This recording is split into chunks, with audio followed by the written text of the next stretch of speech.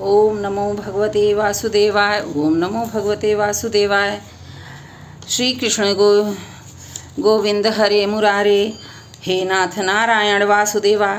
आषाढ़ मास कृष्ण पक्ष की योगिनी एकादशी का महात्म सुनाते हैं। युधिष्ठिर ने पूछा, वासुदेव, आषाढ़ के कृष्ण पक्ष में जो एकादशी होती है उसका क्या नाम होता है? कृपया उसका वर्णन कीजिए। भगवान श्री कृष्ण बोले, नृप श्रेष्ठ, आषाढ़ के कृष्ण पक्ष की एकादशी का नाम योगिनी है। यह बड़े बड़े पातकों का नाश करने वाली है। संसार सागर में डूबे हुए प्राणियों के लिए यह सनातन नौका के समान है। तीनों लोकों में यह सारभूत व्रत है। अलकापुरी में राजाधिराज कुबेर रहते हैं। वे सदा भगवान शिव की भक्ति में तत्पर रहने वाले हैं। उनके हेममाली नाम वाला एक यक्ष सेवक था जो पूजा के लिए फूल लाया करता था। हेममाली की पत्नी बड़ी सुंदर थी। उसका नाम विशालाक्षी था। हेममाली की पत्नी बड़ी सुंदरी थी, उसका नाम विशालाक्षी था। वह यक्ष कामपाश में आबद्ध होकर सदा अपनी पत्नी में आसक्त रहता था। एक दिन की बात है, हेममाली मानसरोवर से फूल लाकर अपने घर में ही ठहर गया और पत्नी के प्रेम का रसास्वादन करने लगा। अतः कुबेर के भवन में न जा सका। इधर कुबेर मंदिर में बैठकर शिव का पूजन कर रहे थे। उन्होंने दोपहर तक फूल आने की प्रतीक्षा की। जब पूजा का समय व्यतीत हो गया तो यक्षराज ने कुपित होकर सेवकों से पूछा, यक्षो, दुरात्मा हेममाली क्यों नहीं आ रहा है? इस बात का पता लगाओ। यक्षों ने कहा, राजन, वह तो पत्नी की कामना में आसक्त हो अपनी इच्छा के अनुसार घर में ही रमण कर रहा है। उनकी बात सुनकर कुबेर क्रोध में भर गए और तुरंत ही हेममाली को बुलवाया। देर हुई जानकर हेममाली के नेत्र भय से व्याकुल हो रहे थे। वह आकर कुबेर के सामने खड़े हो गए। उसे देखकर कुबेर की आंखें क्रोध से लाल हो गईं। वे बोले, ओ पापी, ओ दुष्ट, ओ दुराचारी, तूने भगवान की अवहेलना की है। अतः क्रोध से युक्त और अपनी उस प्रियतमा से वियुक्त होकर इस स्थान से भ्रष्ट होकर अन्यत्र चला जा। कुबेर के ऐसा कहने पर वह उस स्थान से नीचे गिर गया। उस समय उसके हृदय में महान दुख हो रहा था।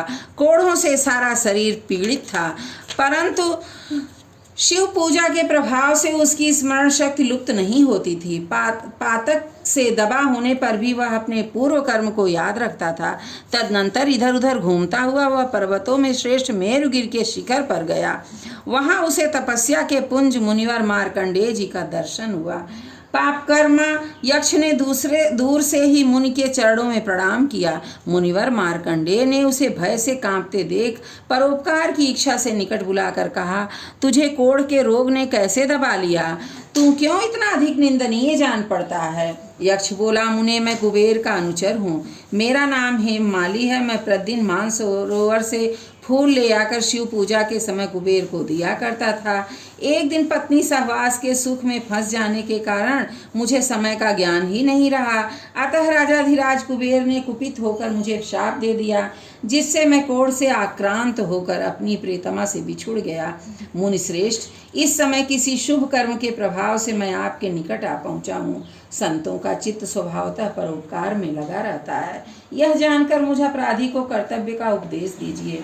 मार्कंडेय जी ने कहा, तुमने यहाँ सच्ची बात कही है, असत्य भाषण नहीं किया है, इसलिए मैं तुम्हें कल्याणप्रद व्रत का उपदेश करता हूँ। तुम आषाढ़ के कृष्ण पक्ष में योगिनी एकादशी का व्रत करो।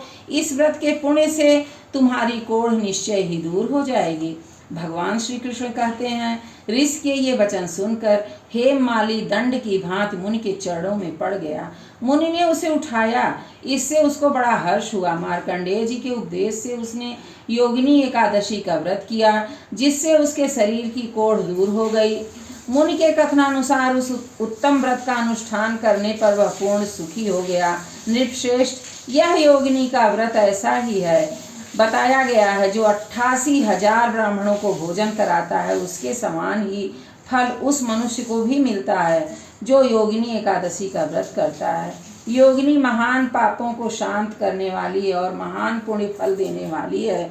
इसके पढ़ने और सुनने से मनुष्य सब पापों से मुक्त हो जाता है। श्री कृष्ण वासुदेवाय हरे परमात्मने प्रणतः क्लेशनाशाय गोविंदाय नमो नमः।